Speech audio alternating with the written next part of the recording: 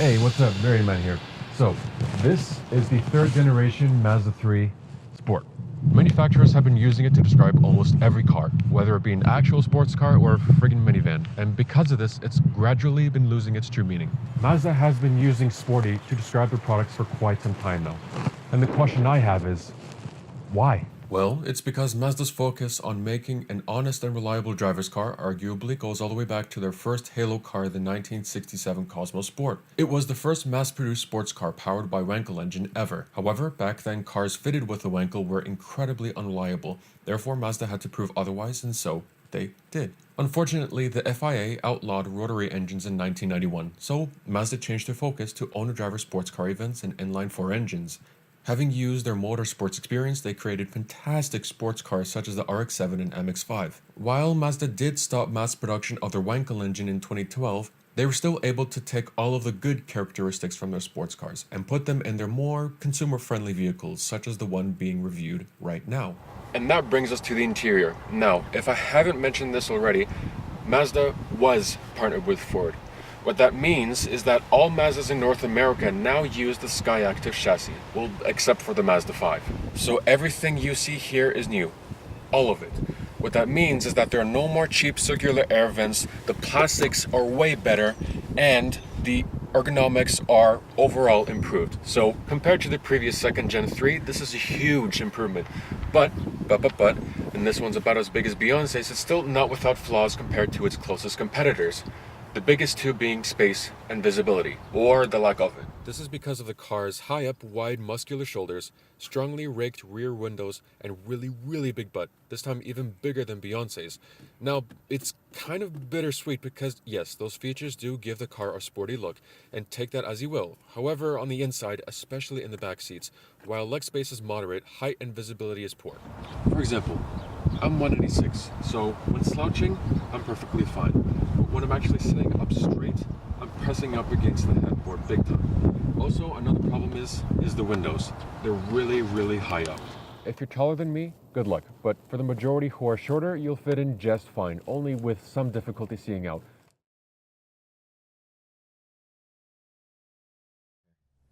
Alright, what's up everyone? So, we're actually going to be going down a route near Rattlesnake Point. It's going to be about a 10-minute drive, and actually have my friend here, Nolan. Alright, so let's go. We're actually going pretty steep uphill, so what I have to do in this case is put this car into second gear. We don't really want to stress the engine that much. Normally this is what you do in manual cars, so I'm actually in third gear right now.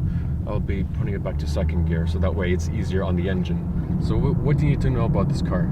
Well, this is a 2015, I believe, yes? Yes. 2015 Mazda 3 Sport GS trim. And about this GS trim, this car has a 2-liter 4-cylinder Skyactiv engine. It has 155 horsepower with the torque figures I'm not really sure, but I believe it is around in the 130s.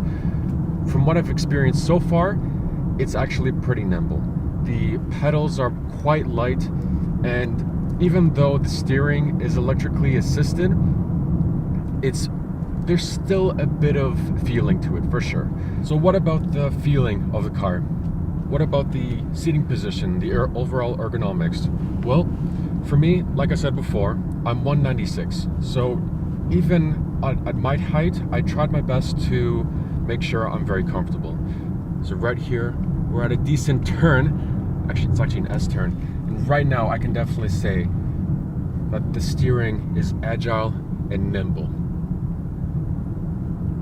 I'm actually focusing, so give me a second. Oh boy.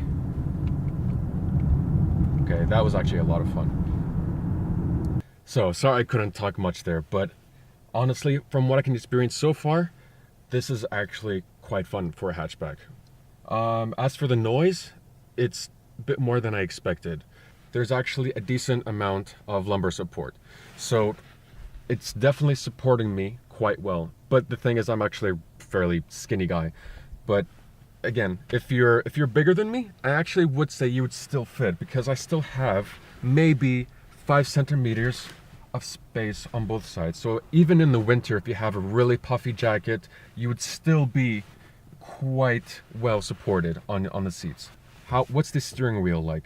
Well, I actually quite like it. It has a very nice leather feel, and this GS trim does not offer this specific car didn't come with a paddle shifter, so because, well, it's actually quite expensive. But in the GS trims and the GT trim, you do get the manual shifter. So all you have to do is just shift to the left, and that's it. You're in manual. All right, so off we go again. Yes, it is noisy, but maybe it kind of makes sense that there isn't as much insulation, because the more insulation you put in the car, the heavier it is. And what Mazda wants to do with this car is to make it as light as possible.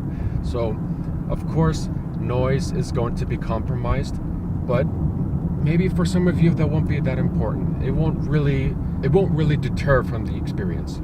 So we're out of the forested areas, and now we're just going to ease up a little bit and go for some cruising. I just want to see what this car is like driving normally. So some people like to have their hands on top like this. It's easy, it's very relaxing. But for me personally, what I like to do is to have my shoulders right here on the door and have my hands right here. I'm not good with numbers, but let's see. I like to have my hands on the 7. Let's just call this a 7. So this is my personal preferences when it comes to just cruising around and just having the easy drive. Do I like it? So far, yeah, I do. I really do. I really do.